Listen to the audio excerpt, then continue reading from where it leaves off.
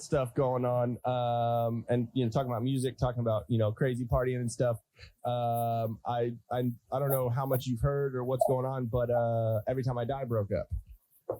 Yeah, I actually was another one of my really good friends who's still in Austin. That's kind of like, that used to be the band that that was the Kevin Bacon of bands. That's how that was like the band that united a metal fan with another metal fan, or a Southern rock fan with a metal fan, shit like that. Yeah. And anyways, he's kind of semi into politics. Yeah. Or maybe he's even full blown into them. But he usually tells me when Keith is saying some shit. Yeah. And it seemed like it seemed like it at least for the past 2 years or so, it maybe even 3, 4, you could see that it had been a long time coming with Keith's stance on certain things, and the other band members really just trying to be like, dude, that's not us. Yeah. We're not swinging for this other side of the other side. We're not even trying to get involved in that. Yeah, we're just trying not to be involved in that, and you keep putting us in this really weird position. Yeah. I think with the pandemic and with Black Lives Matter, I think it was Keith who, what would you call it? Ostracized Norma Jean. Do you remember that? I remember there being something going on where Norma Jean was being called out for having their questions about all this shit. Well, okay. Well, Corey actually had put something that I can't remember what it was. I think it was a GIF, aka a GIF, of something that was actually supposed to be anti-Black Lives Matter and all that, but he was putting it up to be kind of ironic. I think. Yeah, I could actually be remembering this all wrong. I just remember Keith coming out and being like, you didn't, it was, everybody was so high tension. It was like, you didn't make that mistake on accident. It was fucking, what is that? Yeah. What is that called? The context, you know what I mean? You misrepresented. You didn't do that as a joke. You were being serious. You were being malicious. Yeah. Yeah. And I just think it's funny with shit like that, dude, because it's like, dude, you realize that it's text. How many times have you texted something and said it in your voice and someone takes it the wrong way and you're like, no, dude, I didn't mean it like that. I meant it's hard to convey text or context. Right. I've actually called someone before, maybe even multiple people, and been like, or no, I don't even think it was a call. I think I've actually been face to face with someone and been like, bro, let me read my text to you. Yeah. Okay. In my show voice. You how, because I've also had people get into what they thought were actual arguments. Yeah. And I'm like, you're not reading my answers as me being like, nah, dude, I don't give a fuck. I'm just here to have a fun conversation. Yeah. And yeah, dude, it's ridiculous when you show people that, because I've had a few people be like, oh fuck, I thought it was more like this.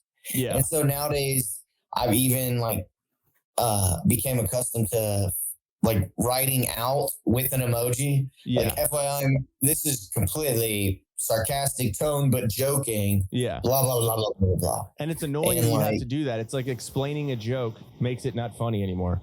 Yeah. It's weird how we go through these cycles. It's almost because to be completely honest with you, I feel like texting is going away now.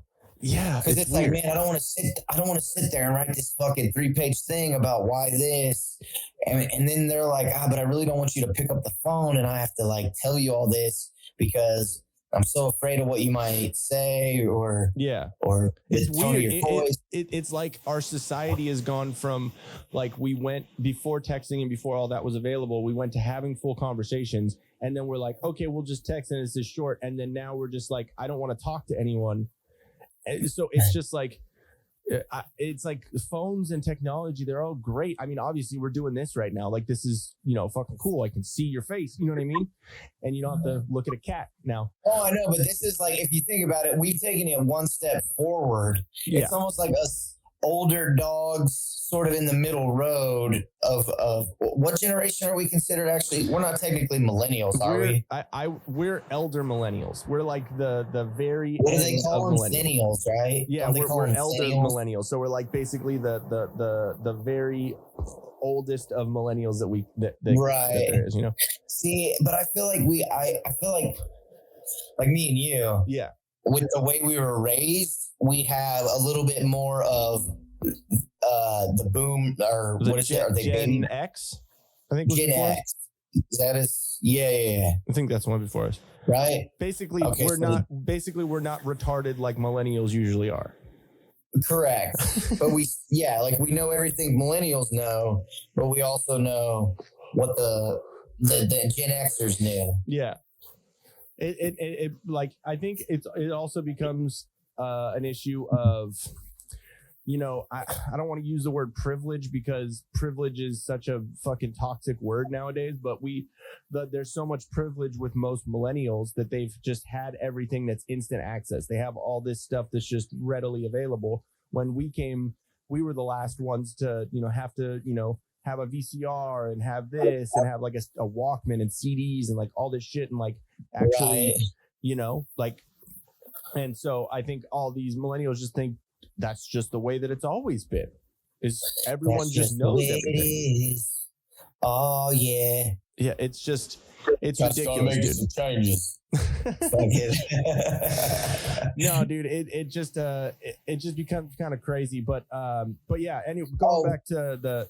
Yeah, I was gonna say, back on topic, man. Fucking ETID. Yeah, sorry. I was gonna go back to it. I am complete squirrel moment. That's kind of a thing of our podcast. Me and my wife, we're both squirrels like that, dude. Fault. Right. And so anyways, going back to the every time I die stuff. So what had happened was recently I guess Keith started or he was going through some mental health stuff and mental issues, and then he quit drinking. So after quitting drinking, it kind of exacerbated those kind of feelings, and he just needed some time away from the band and stuff. And so he was like, hey, I'm gonna step back from the band. And it was right before they were doing the TID the season. They do their annual Christmas show in Buffalo. And being comfortable with violence is a must nowadays. Whether it's in a parking lot, a store, at school, church, Kenosha, car lot, middle 1, of the street. 2, and 3. Yeah. 1, 2, 3. If you're faced with 4, violence... 5, 6. Wow, Offspring. Yeah. That's the loudest concert I've ever been to, actually. Oh, okay. Which is kind of... Ixnay the Hombre, favorite album. Okay, go ahead. Pretty fly for a half white guy. If you're faced with violence, be calm, be confident, and be comfortable. From the mat to the field, in comfort, there is confidence. Have both with Violent Vibe Tribe. We got to figure out this little ad read a little bit. We got to work it around. But basically... you got to have that violent vibe about you. It doesn't mean be violent towards people. You just know that you always got to... be prepared. Be prepared. Keep on your toes. Be like Rittenhouse. Keep your eyes peeled. I never got that terms. Peeled. This is like onions. Open. Oh, yeah, but is that peeled? It's not like you're... not peeled back, I guess. I don't know. Basically, just always know your surroundings. Always know what's going on, because especially nowadays with all the stuff going on, there's shit can pop off, man, and shit can get crazy, and you could find yourself at a Travis Scott concert, or hanging out with Alec Baldwin. But anyways, go check out violentvibetribe.com and use the promo code TD20 for 20% off your entire order. And Till Death Studios and Violent Vibe Tribe are going to be doing a sweet collab on a little sticker pack. So stay tuned on all that, and I'll definitely be finger blasting the I'm going with guns. Damn it.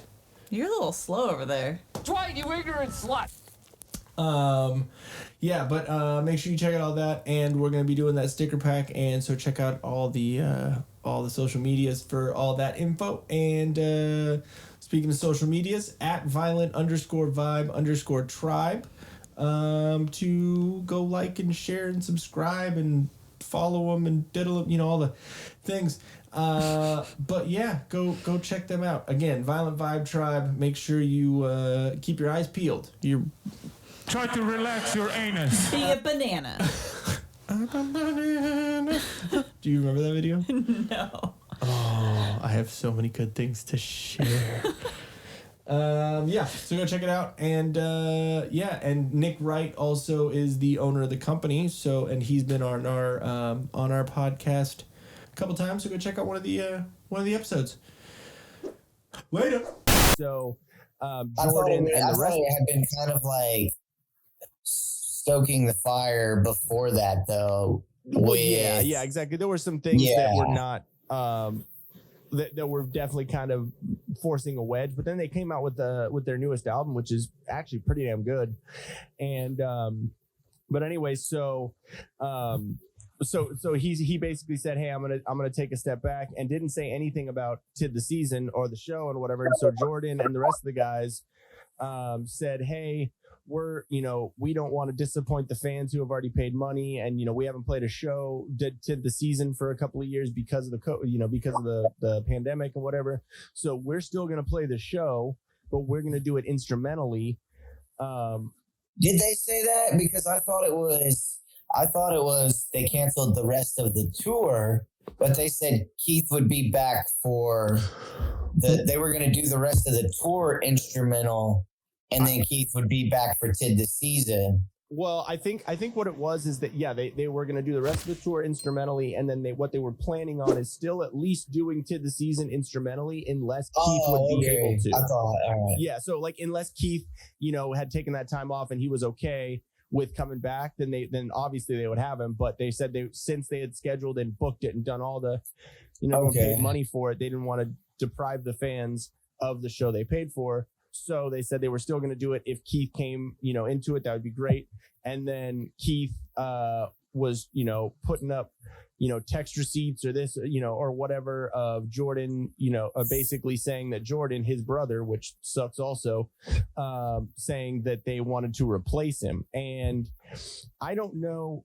It's, again, one of those text things. Like, you can read it that way, but I don't think that's what it was. I think it was kind of like a, hey man, like this sucks. Like he's going through all this shit, and he's kind of, putting us in a tight spot. How does Keith have those text receipts? I mean, not that it matters. Well, kind of does, but at the same time, it's like you people have each other's backs. You know what I mean? So I'm sure someone was like, hey, let me send this to Keith too. Trying to fucking. I don't know, because I mean, I feel like See, things with bands, it's such muddy territory, because it's like you want to talk to this person first, but then it's like, wait, what if you talk to that person first and then they take the criticism or whatever you've approached them with, they take it not so well, and then they sort of approach the other two members now and try to drive a wedge. You know what I'm saying? Yeah. So like, where does self-preservation start and full transparency need to begin? You know what I mean? Yeah, exactly. It's like, what are the ulterior motives of those people that are trying to stoke the flames? Right. So it became interesting, and then Keith ended up doing TID the season. And they played that show, and that ended up being their last show. And then a couple of days ago, I can't believe they called it quits. Yeah, they called it quits, and then basically saying, "Hey, we are not like Keith. We are breaking up as a band. So much stuff has gone on with Keith that it's like, how do you, what do you do with that? Let me see if I can pull up." Yeah, I was gonna say, can you actually pull up? Let me see real quick. Because in all of these exchanges, who is speaking as ETID? And I mean, I would presume Keith is speaking as Keith. Ooh, there was something that just came out an hour ago on Loudwire.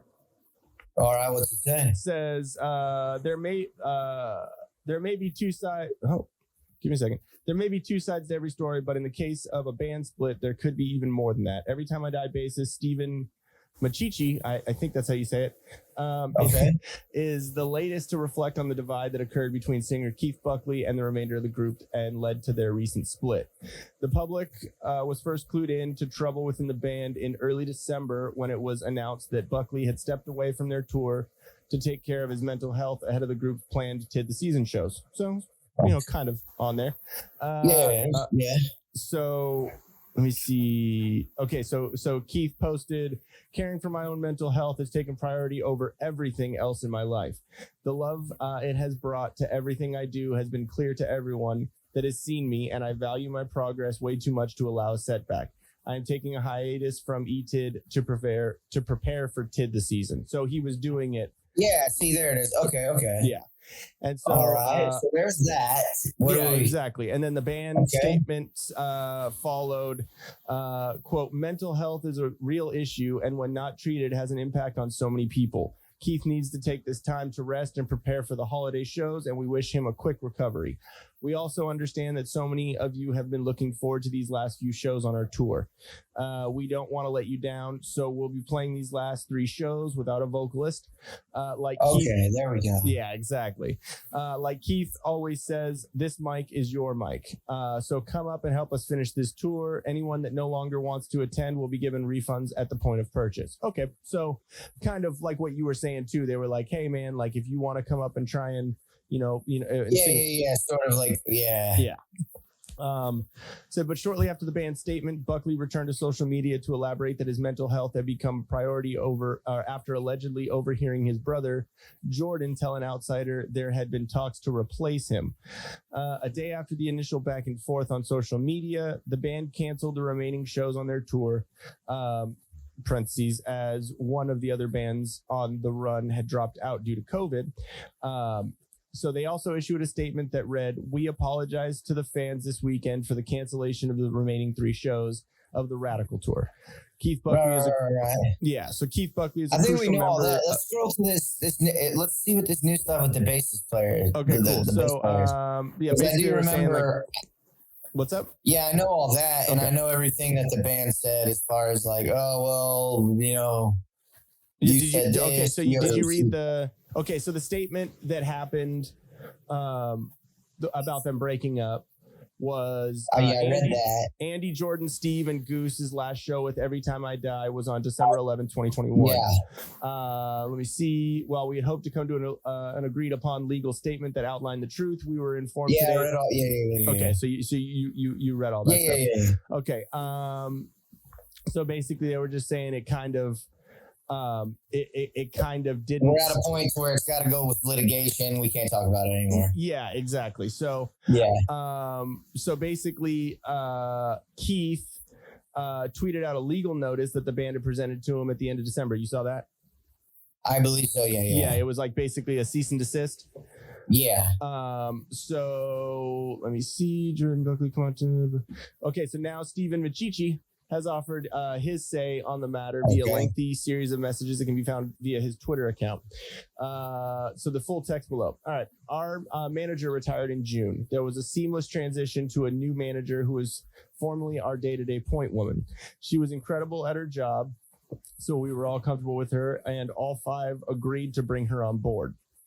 Privately and behind our backs, Keith made a call to her, saying he wanted Jordan out of the band.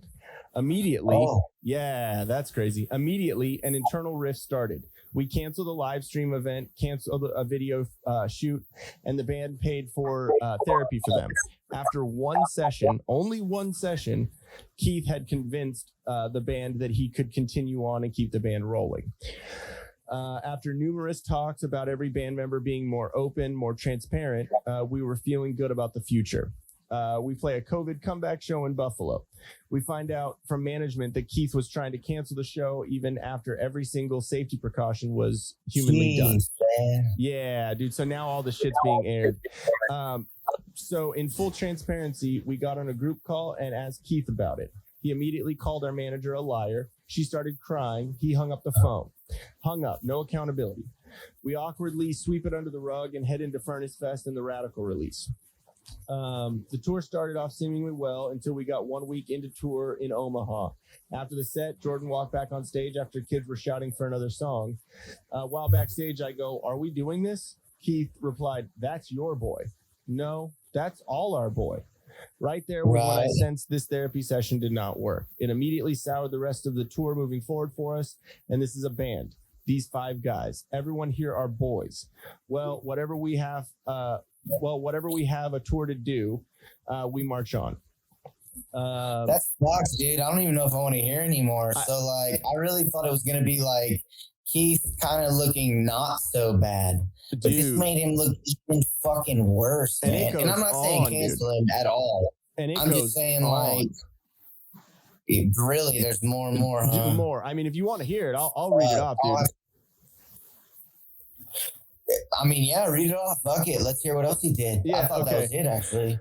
So we were in full support of Keith traveling separate. So he ended up traveling without the band. Yeah, I remember him saying that. Yeah. So we supported him in ways that I won't disclose, but he knows. He had full support of the band. There was no crazy drinking on this tour. I don't drink on tour. Goose doesn't. Andy doesn't. Jordan maybe two more for stage props. Keith was showing up to shows 10 minutes, sometimes 5 minutes before set time. And well, that's no offense, but that's kind of a singer sometimes. Sometimes singers will do that because they don't got to set shit up and whatever. I mean, I get it to a point. All right, what's going on, guys? Thanks for tuning in to another edition of Ian Interviews on the Till Death podcast. Looks like Kerry had to head to band practice and do all that, and we had some technical difficulties right there at the very end, so we decided to maybe carry it on to another conversation in the near future. But just want to say thank you to Kerry for coming on the show and being a part of it.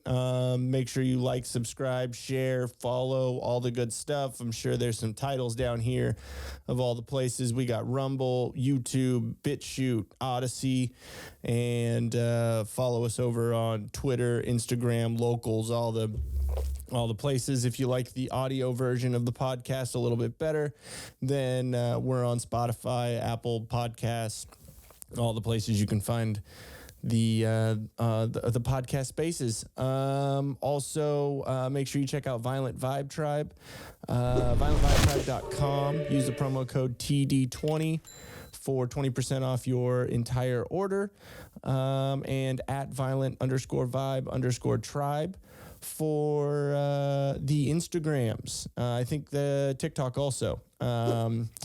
And go to teespring.com/stores/tilldeathpodcast for all Till Death merch that we got going on right there. And I think we got a couple examples down here in the bottom. And thank you guys very much for your support and for tuning in. I am at Ian Till Death on Instagram and on Twitter. Make sure you go follow and share, and also check out Till Death Podcast. It's at TILDEATHPDCST or right here on Instagram and Twitter and Locals and all that good stuff. Go check us out and tell us what you think. Send us some messages, and we'll catch you next time, guys. Thank you very much. Appreciate it. Peace. Hey, what's going on, guys? Thank you for watching a clip of the Till Death podcast. Make sure you click the subscribe button. It's right down here. The minute you do, he's going to be naked. Watch. Pervert. Gotcha. I mean, I'll man spread a little bit for you. Oh, but before that, while you're looking, you know what? I don't want to take your attention away. Click a video. There or there. She's not going to man spread. Or get naked. Pervert.